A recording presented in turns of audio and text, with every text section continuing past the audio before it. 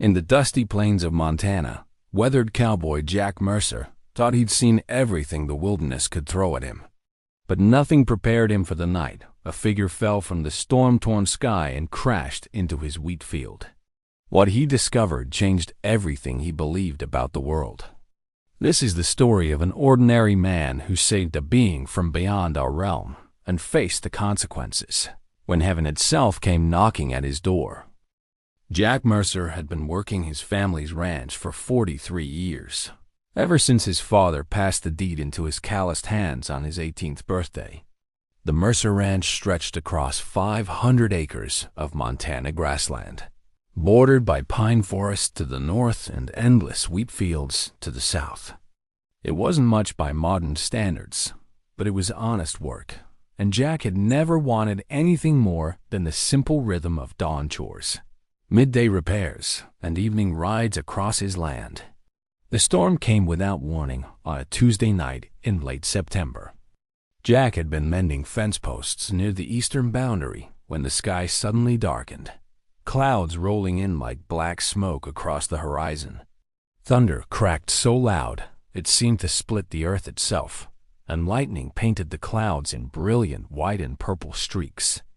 His horse, Chester, a normally steady quarter horse, reared up in panic. Jack had been around animals his whole life and knew when they sensed something wrong, something beyond a typical storm. He rode hard back to the ranch house, rain beginning to pelt down in sheets so thick he could barely see 10 feet ahead. Chester's hooves threw up mud as they galloped across the fields. Jack's weathered face, lined with years of sun and wind, was set in grim determination. He'd weathered countless storms before, but this one felt different. The air itself seemed charged with an energy he couldn't name, making the hair on his arms stand on end beneath his soaked flannel shirt. Just as he reached the barn, a sound like 1,000 trumpets echoed across the sky, a noise so profound and otherworldly that it resonated in his chest cavity. Jack looked up, rain streaming down his face, and saw something impossible. A brilliant streak of light, brighter than any meteor, tore across the black sky. But it wasn't falling like a rock. It was tumbling, spiraling, as if whatever it was had lost control. The light trail it left behind was golden, shimmering with colors that shouldn't exist in nature. The object or being crashed into his southern wheat field with an impact that shook the ground beneath Jack's boots. A shockwave of displaced air rushed past him, carrying with it a scent he'd never encountered before, something like ozone mixed with flowers and burning metal. Chester bolted into the barn, and Jack couldn't blame him. Every instinct told him to run, to hide, to pretend he hadn't seen anything. But Jack Mercer hadn't built a life on this land by being a coward. He grabbed a flashlight from the barn, his hand surprisingly steady despite the adrenaline coursing through his veins. The rain was beginning to let up, the storm moving east as quickly as it had arrived. Jack walked toward the wheat field, his boots squelching in the mud. As he got closer, he could see a crater, perhaps 20 feet across, with wheat stalks flattened in a perfect circle around it. In the center lay a figure. Even from a distance, Jack could tell this was no person who'd fallen from a plane. The figure glowed faintly, a soft golden light emanating from its skin. As he approached, his flashlight revealed details that made his rational mind rebel against what his eyes were seeing. It was humanoid, roughly the size and shape of a tall man, but that's where the similarities ended. Its skin was pale as moonlight, almost translucent, with veins of light running beneath the surface like rivers of liquid gold. 2 massive wings, each at least 12 feet long, were crumpled beneath and around the body. The feathers were unlike anything on any bird Jack had ever seen. They seemed to shift between white, gold, and silver, catching light that wasn't there.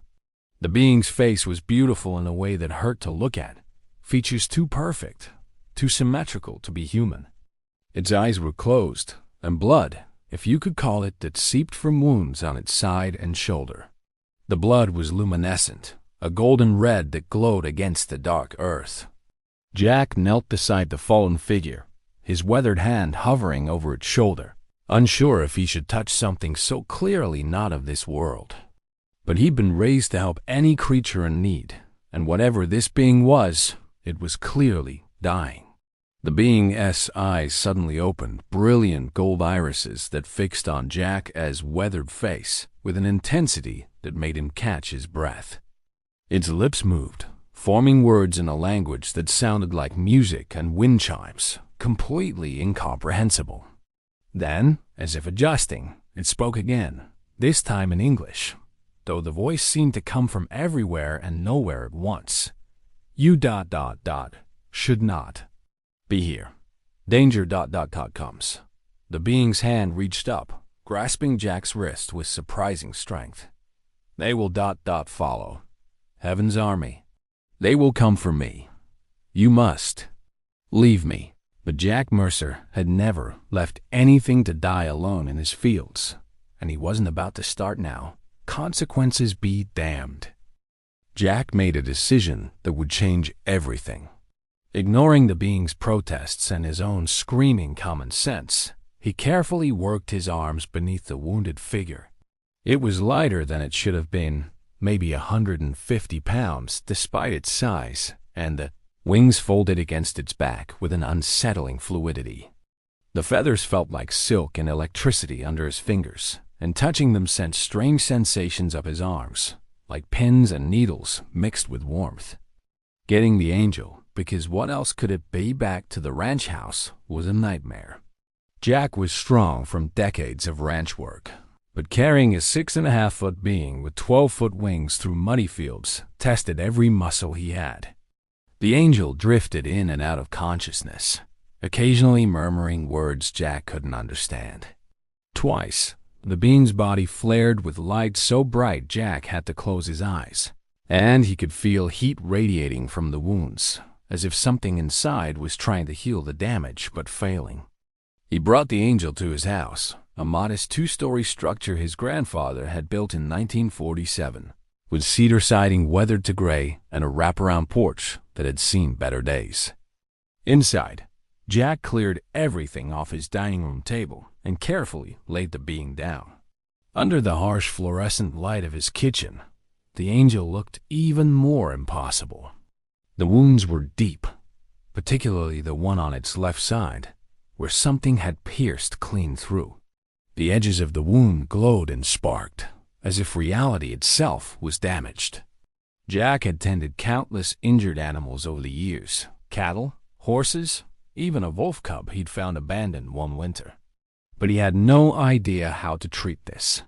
He started with what he knew, cleaning the wounds with warm water and cloth, though he wasn't sure earthly infection could affect such a being. The angel watched him with those golden eyes, expression unreadable, as Jack worked. The being's breathing was irregular, sometimes seeming to stop for minutes at a time before resuming. "What's your name?" Jack asked, partly to distract himself from the impossibility of the situation, partly because he needed something to call this creature he'd invited into his home. The angel was silent for so long Jack thought it wouldn't answer. Then, in that multi-layered voice that seemed to resonate in his bones, it spoke.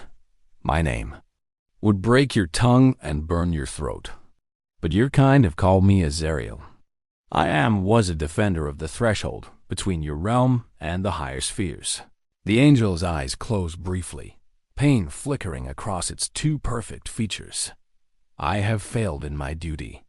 I questioned orders that I could not reconcile with what I know to be true. For this, I was cast down."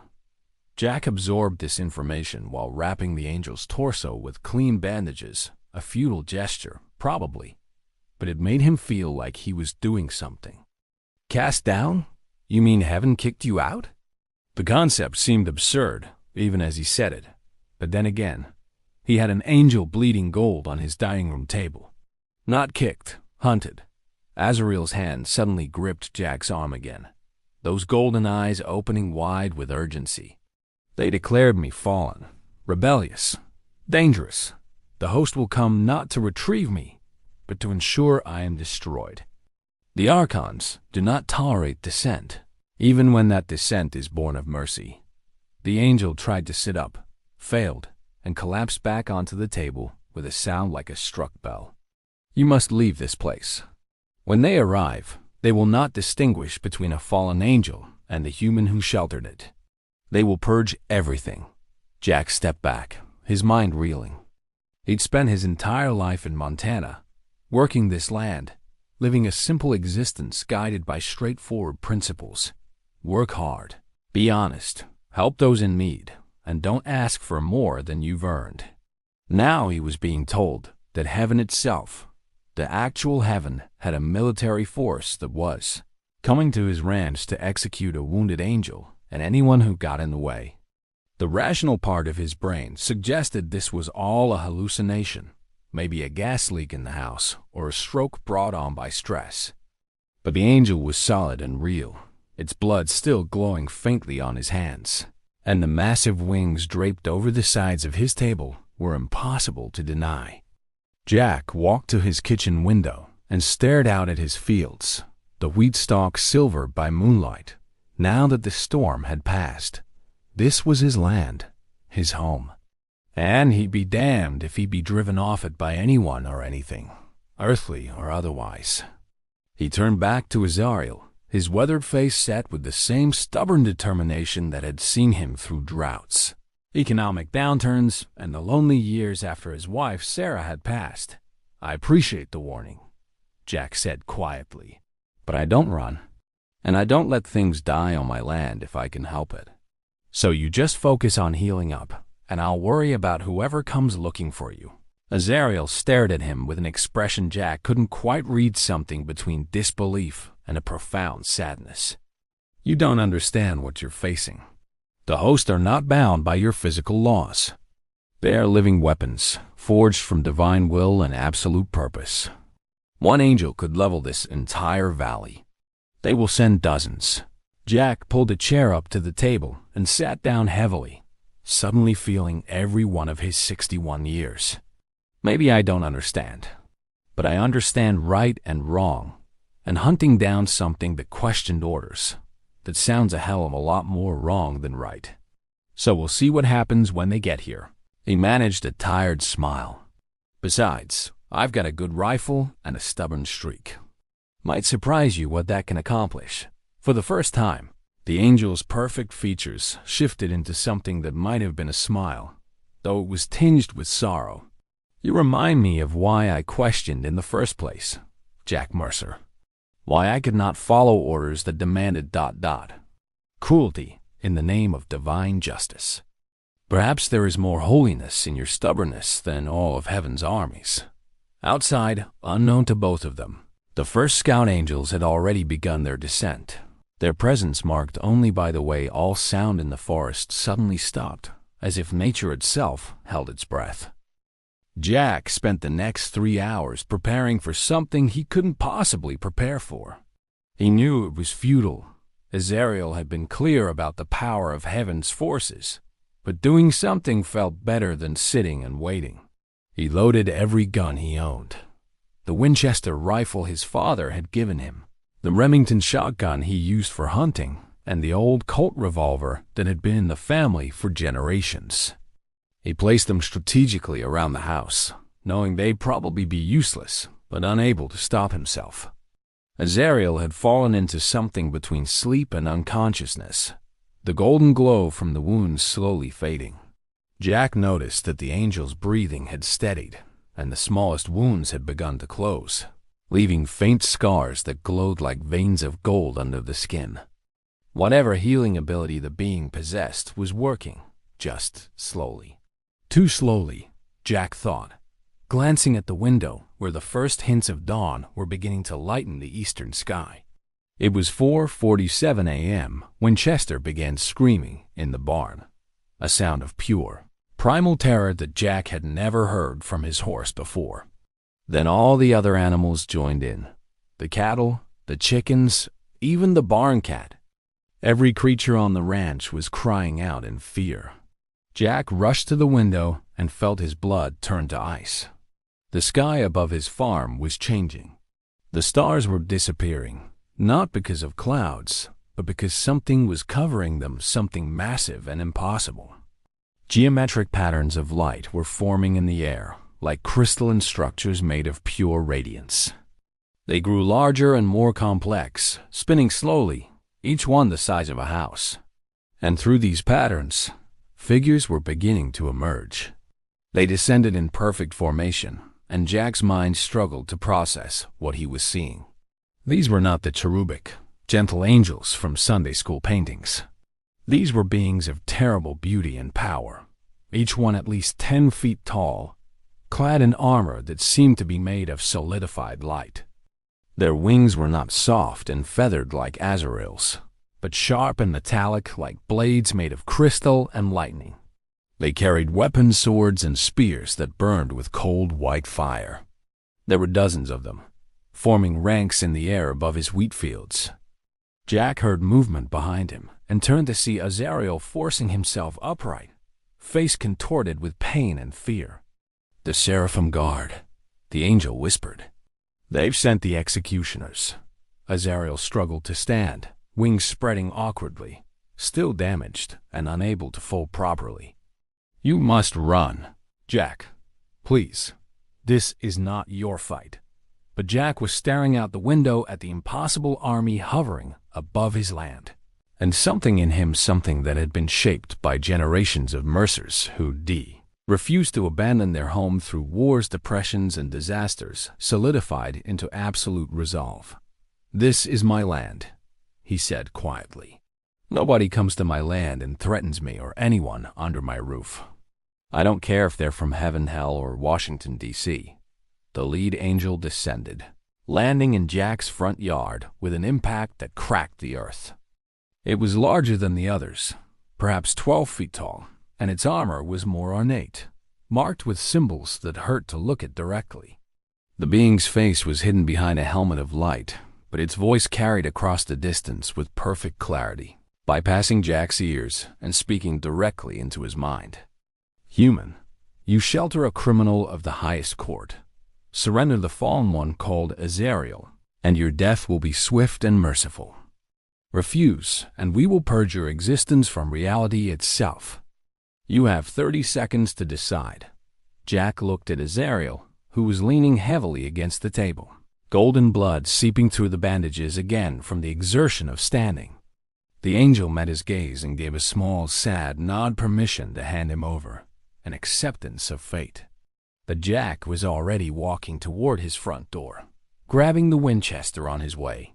He stepped out onto his porch as the sun crested the horizon, bathing his ranch in golden morning light. The entire heavenly army was arrayed before him, beings of impossible power and beauty, ready to erase him from existence. Jack raised the rifle, not pointing it at anyone, just holding it across his chest, a statement, not a threat. "This is my land," Jack called out, his voice steady despite the fear coursing through him. "And that being in my house is under my protection. I don't know all the politics of heaven, and I don't claim to understand divine law. But I know that anyone or anything that comes to my home looking to kill someone I've taken in, someone who is hurt and asking for help, is going to have to go through me first." The lead angel tilted its head, and Jack could feel its gaze like physical weight pressing down on him. "You would die for a fallen? For a being that has betrayed the fundamental order of creation? Your species' capacity for foolish courage is ... The angel paused, ... noted. "Very well. Your death will be remembered as martyrdom, if nothing else." The angel raised its sword, and the blade erupted into flames that made the sun look dim. Jack's finger moved to the trigger of the Winchester, knowing it was futile, but refusing to go down without at least trying. This was it, the end of the Mercer Ranch, the end of Jack's simple life, the end of everything. Then Azrael appeared beside him, having somehow made it to the door despite his injuries. The fallen angel spread his damaged wings as wide as they could go, placing himself between Jack and the heavenly army. "Wait." Azrael's voice rang out with surprising strength. "If you must destroy someone, destroy me. But this human has done nothing but show mercy, a virtue you claim to champion? Would you truly murder him for embodying the very principles heaven claims to uphold? The lead angel lowered its sword slightly. You speak of mercy, fallen one? You, who questioned the Archon's justice? Who suggested that our holy war against the corrupted dimensions was ... excessive? The angel's voice dripped with contempt. You were cast down because you grew weak, because you allowed human notions of compassion to corrupt your divine purpose. No, Azrael said, and despite his wounds, despite the power arrayed against him, his voice carried absolute conviction. I was cast down because I dared to ask if mercy might be stronger than destruction, if redemption might be more powerful than annihilation.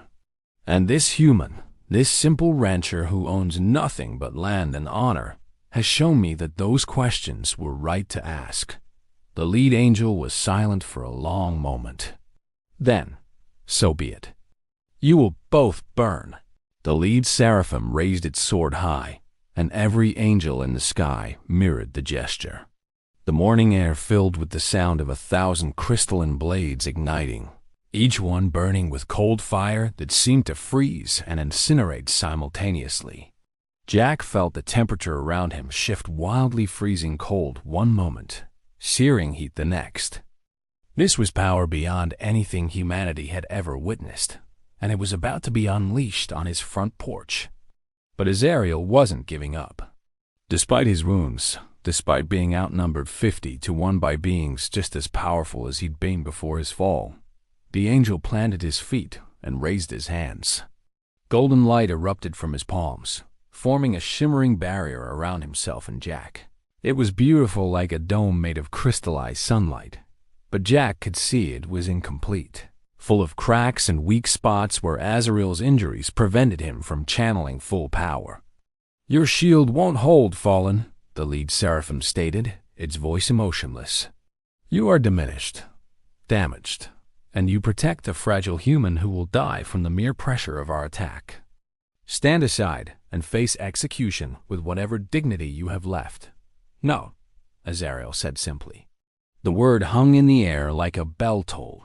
I will not stand aside. I will not abandon someone who showed me kindness when I had fallen to my lowest point.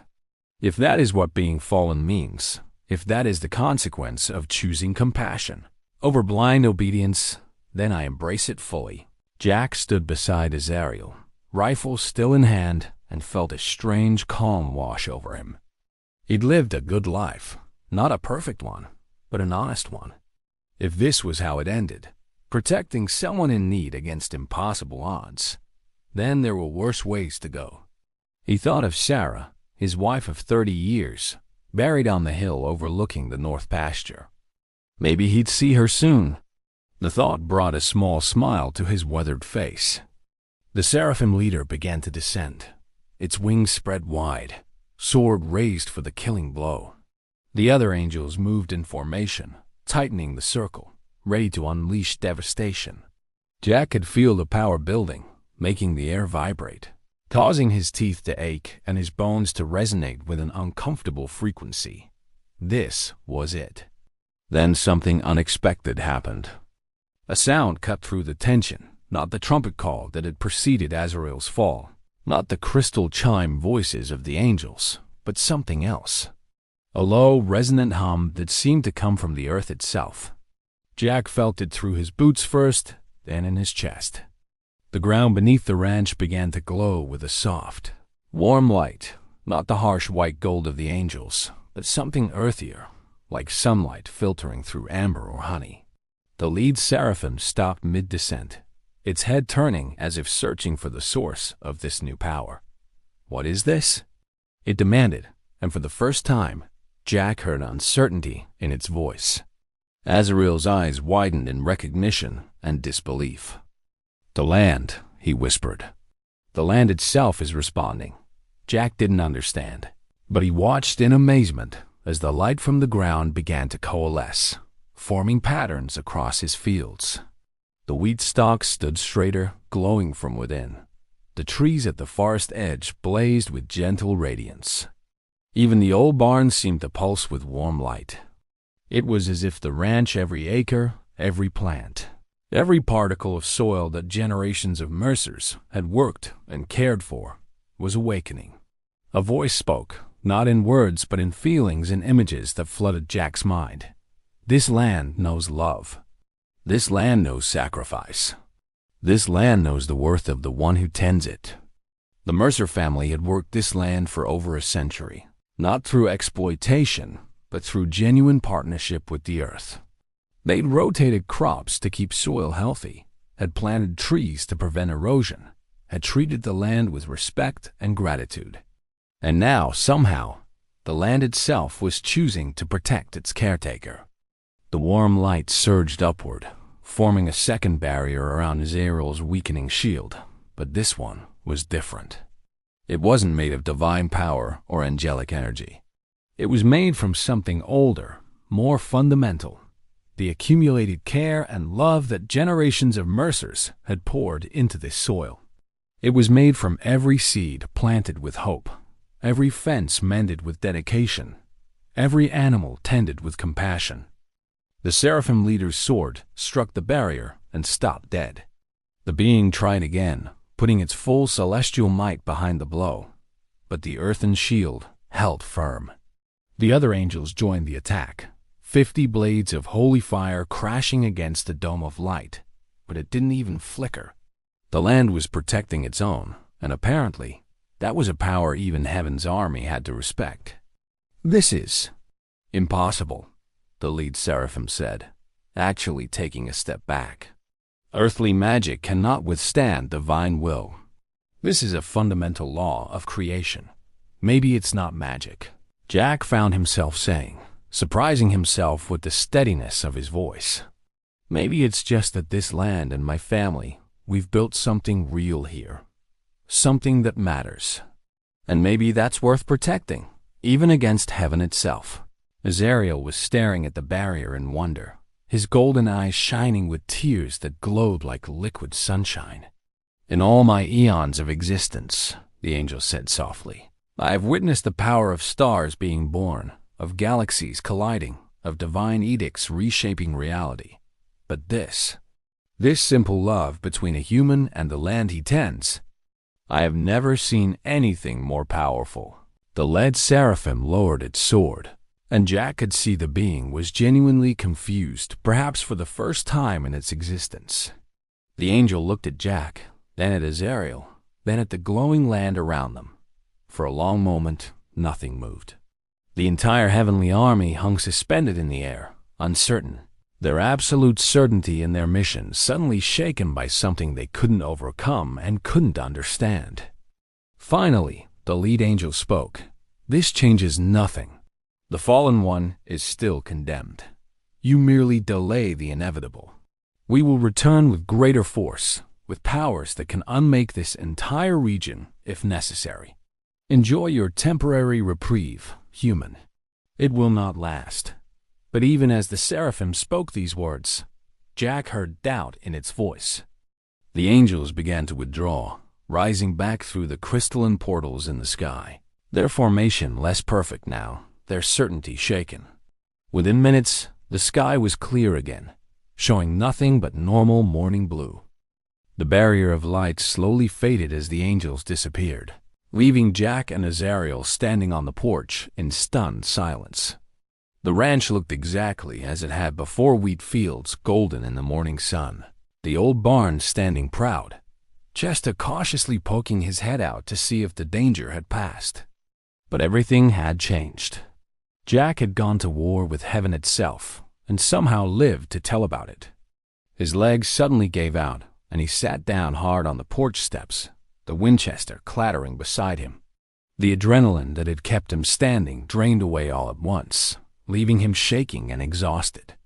Azrael sank down beside him, wings folding carefully, the angel's face showing the same shock and weariness that Jack felt. "The land protected us," Azrael said quietly, staring at the fields as if seeing them for the first time. "In all my existence, I have never witnessed such a thing. The earth responding to the love of its caretaker, manifesting that love as a power sufficient to hold back the Seraphim guard. It shouldn't be possible. And yet, or quotes, my grandfather used to say this land was sacred, Jack said, his voice rough with emotion. Not church sacred, but sacred in the way that things you love and care for become sacred. He said if you treated land with respect, it would take care of you in return. I always thought he was just being poetic. They sat in silence for a while, watching the sun climb higher. Birds began singing again, tentatively at first, then with growing confidence. Life was returning to normal, or at least the appearance of normal. But Jack knew that nothing would ever truly be normal again. He'd seen behind the curtain of reality, glimpsed the wars and politics of heaven itself. That wasn't something you could just forget. They'll come back, as Ariel said finally. The lead seraphim was right about that. They cannot allow this to stand a fallen angel protected by mere earthly forces. It challenges their entire worldview, their sense of divine supremacy. They will return with greater numbers, different strategies. Perhaps they will attack when you are away from the land, when its protection cannot reach you. Jack nodded slowly. He'd expected as much. So what do we do? I can't exactly stay on the ranch for the rest of my life, never leaving. And you ... He looked at the angel, taking in the damaged wings, the golden scars. You need time to heal properly. Oh, I don't even know what you'll do after that. Can you even go back to heaven? Azrael's laugh was bitter and sad. Go back? No. I am fallen now, truly. Even if they offered forgiveness, which they won't, I couldn't accept it. Not anymore. Because I've seen something they refuse to see. That blind obedience to authority, even divine authority, isn't the same as righteousness. That compassion and questioning aren't weaknesses, but strengths. You taught me that, Jack Mercer, in the simple act of refusing to abandon me. I didn't teach you anything, Jack protested. I just did what anyone decent would do. Exactly, as Ariel said, and his golden eyes fixed on Jack with an intensity that was both uncomfortable and profound. That's precisely the point. The hosts have become so focused on order, on hierarchy, on absolute obedience, that they've forgotten the fundamental purpose of their existence, to serve and protect, not to dominate and destroy. You, a simple rancher with no divine power, no cosmic knowledge, remembered what they forgot. Over the next several hours, as the day progressed toward afternoon, they talked about what came next. Azrael explained that his healing would take time, weeks, possibly months, before he could even attempt to fly again.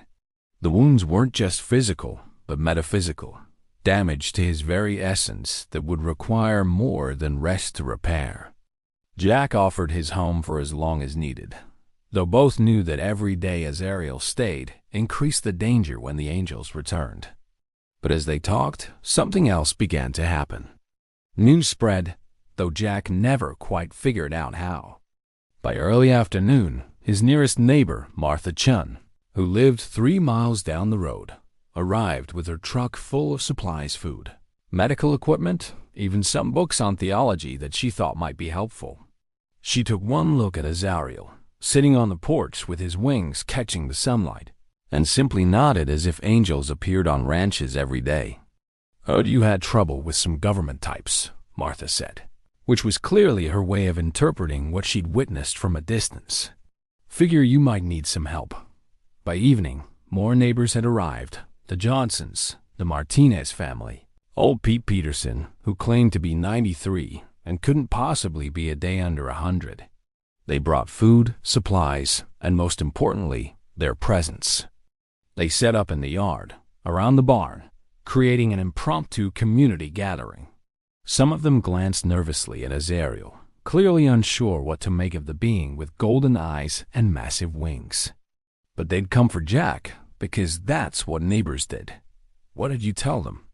Jack asked Martha quietly as they stood by the barn, watching the sun set over the fields. The truth, Martha said simply, that you helped someone in need, and now powerful people are threatening you for it. Didn't have to mention that someone was an angel. Folks around here know you, Jack. Know you're a good man. If you say something's worth protecting, That's good enough for most of us. Jack felt emotion tighten his throat. He'd lived on this land his entire life, had been part of this community for 6 decades, but somehow he'd forgotten how deep those roots went. These people, ranchers, farmers, shopkeepers, mechanics, they were standing with him against forces they couldn't begin to understand, simply because he was one of theirs. Azariel joined them, moving more easily now, his wings folded neatly against his back. The angel looked at the gathering of humans in Jack's yard, people talking, laughing, sharing food, creating light and warmth against the coming night, and something shifted in his expression. "This is what heaven has forgotten," Azariel said softly. "This community, standing together not because of divine mandate or hierarchical duty, but because of simple human connection, because of love and loyalty that isn't commanded but freely given." The angel's voice held a note of wonder. "Perhaps I didn't fall at all. Perhaps I simply finally saw clearly." The night passed peacefully, the community keeping watch in shifts, though Jack suspected no amount of human vigilance would matter if the angels returned in force. But as he finally lay down to sleep in his own bed for a few hours, with Azariel resting on the couch downstairs, and his neighbors keeping watch outside, Jack felt something he hadn't expected: hope. 3 weeks passed, and the angels didn't return.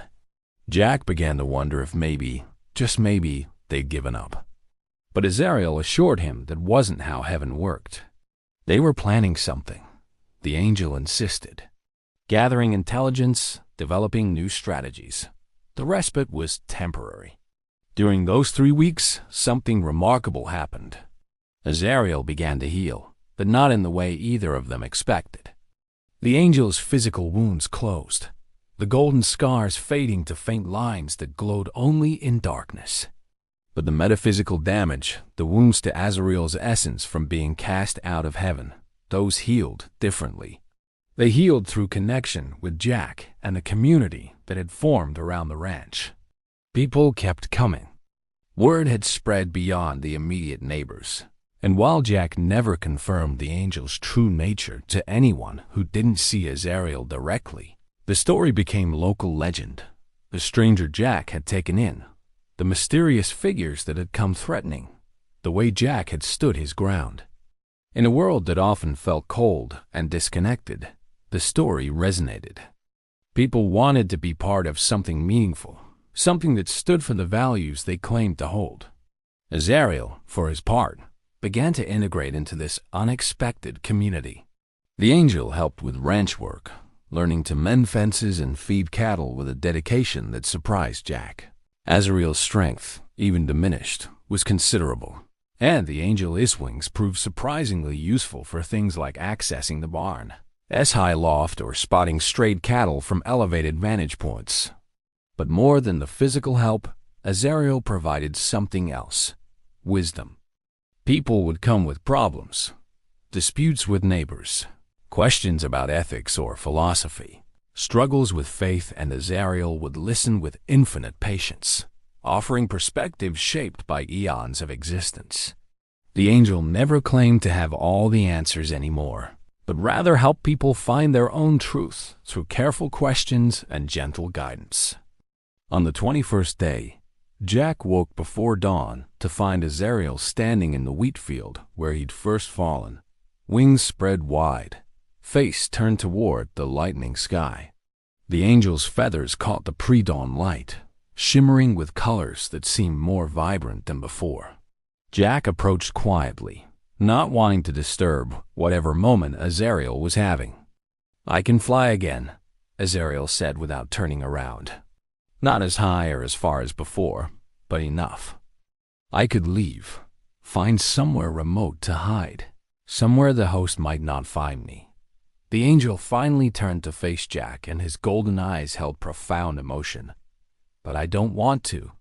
For the first time in my existence, I feel like I'm where I'm supposed to be. Not following orders or divine mandates, but freely choosing to be part of something real and true." Before Jack could respond, the sky began to change. Not with the crystalline patterns from before, but with something gentler, a soft golden light that seemed to emanate from everywhere and nowhere. Jack tensed, reaching for his ever-present rifle, but Azrael held up a hand. "Wait, this is different." A single figure descended, not with the violent impact of the Seraphim Guard, but slowly, almost hesitantly.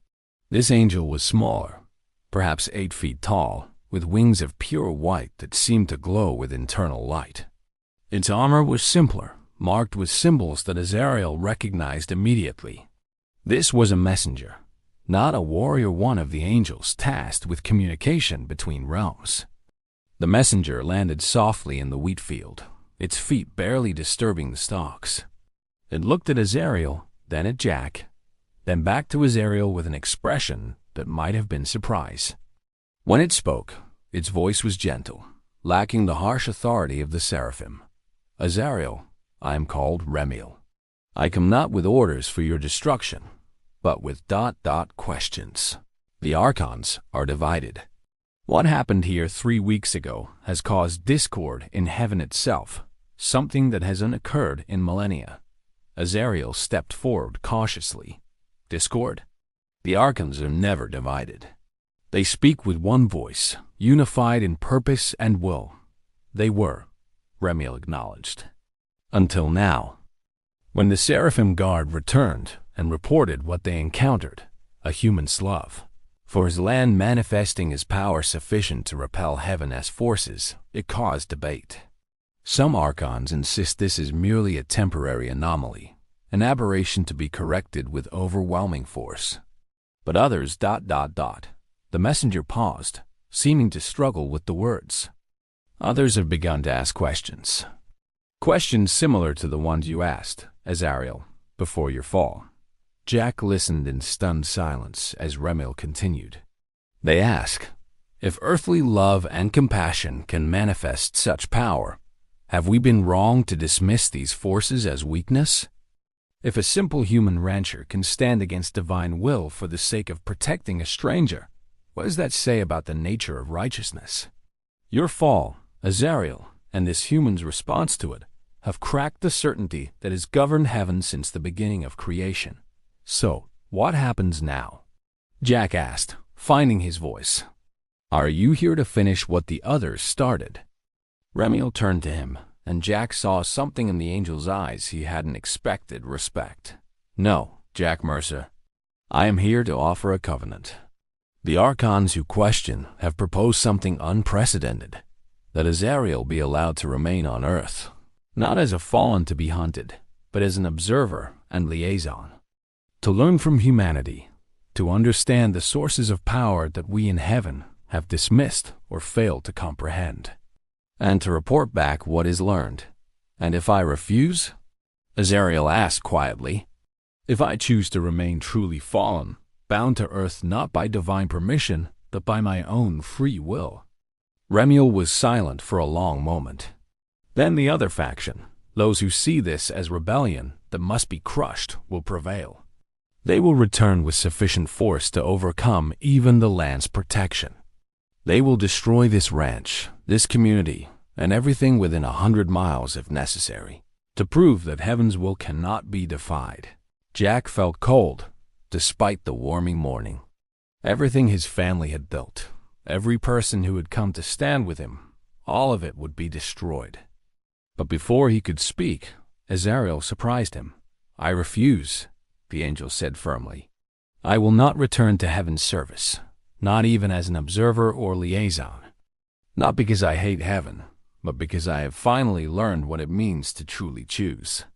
If I accept your offer, I am still bound by divine will, still operating within heaven's framework. But here, on this ranch, with these people, I am free. Free to be wrong, free to learn, free to grow in ways that eternity in heaven never allowed." Jack grabbed Azrael's arm. "Wait, don't decide this for all of us. These people, this land, I can't let it all be destroyed because of my choice to help you." But Azrael smiled, and it was a smile of profound peace and certainty. "Jack, you taught me that some things are worth more than survival, worth more than safety. You stood against heaven itself, because it was the right thing to do, knowing you might die. How can I do any less? How can I accept chains, even golden ones, after you showed me what freedom truly means?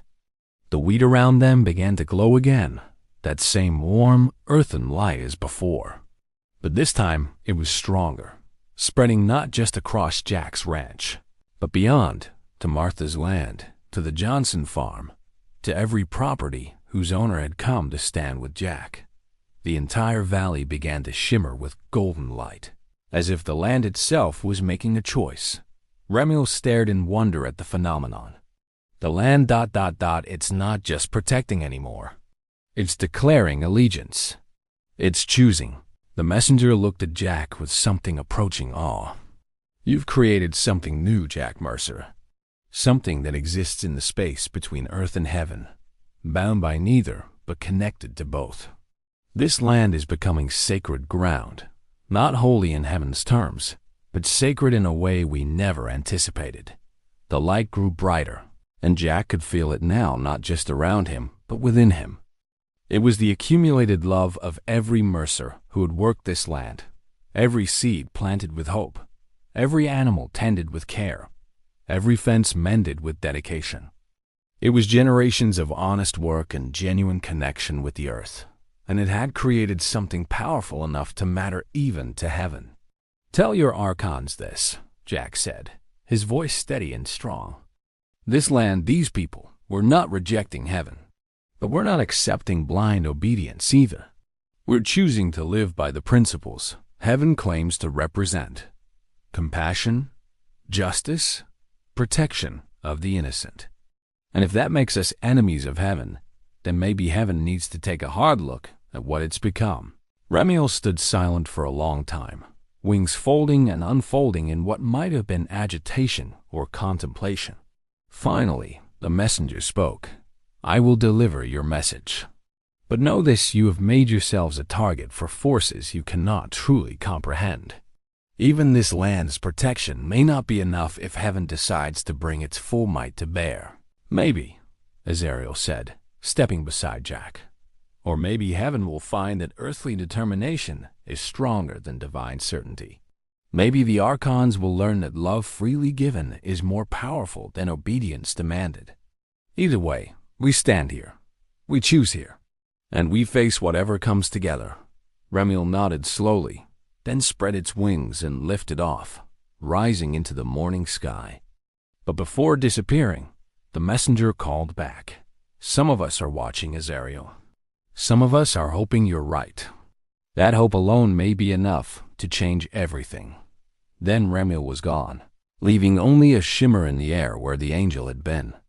Jack and Azariel stood in the glowing wheat field as the sun fully crested the horizon, bathing the valley in natural light that merged with the earthen radiance still pulsing softly from the ground. Around them, the community was waking up, people emerging from tents and trucks, starting fires for breakfast, beginning another day of standing together. Did we just make things better or worse? Jack asked quietly. Azariel considered the question. Yes, the angel said finally, which made Jack laugh despite everything. We made things complicated, uncertain, but also honest. And I choose to believe that honest complication is better than simple tyranny. Even tyranny wrapped in divine authority. Martha approached them, carrying 2 cups of coffee. She handed one to Jack and offered the other to Azariel, who had developed a surprising fondness for the beverage over the past 3 weeks. So, she said casually, as if discussing weather or crop yields, we staying or leaving? Staying, Jack said without hesitation. This is our home. We don't run. Good, Martha said with a satisfied nod. Pete's been organizing a schedule for watch shifts, and the Martinez family has some ideas about expanding the perimeter. We figure if heaven wants this land, they're going to have to work for it. She grinned. Besides, the story's gotten interesting. Can't leave in the middle of interesting. Over the following months, the ranch became something unique in all of creation, a place where earth as strength and heaven as awareness intersected, where fallen angels and determined humans proved that love freely, chosen and steadfastly maintained, could reshape the rules of reality itself.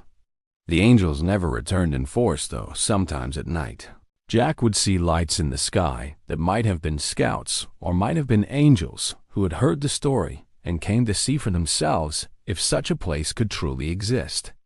Azariel remained, not as a fallen angel awaiting redemption, but as a being who had found something more valuable than heaven, a home earned through choice rather than assigned by decree. The angel worked the land beside Jack, helped neighbors with impossible problems, and slowly, carefully, began to heal not just his wings, but his spirit.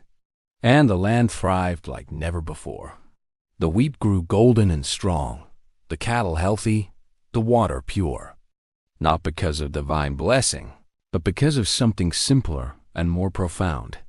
The love between a people and the earth they tended, amplified by an angel who had fallen from grace and found something greater in the fall. Jack Mercer, weathered cowboy who had only wanted a simple life, had inadvertently started a quiet revolution. He had shown that ordinary courage, stubborn compassion, and love for one's home could stand against even the armies of heaven. And in doing so, he had proven that the most sacred ground wasn't in churches or temples, or even in heaven itself. It was anywhere people chose to stand together, to protect each other, and to love fiercely in the face of impossible odds.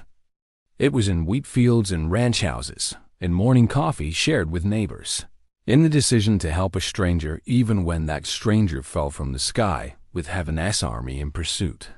As Jack stood on his porch that evening, watching the sun set over his land with Azariel beside him, and his community gathered around, he thought about his grandfather's words, that land becomes sacred through love and care. The old man had been right, but he hadn't known just how right.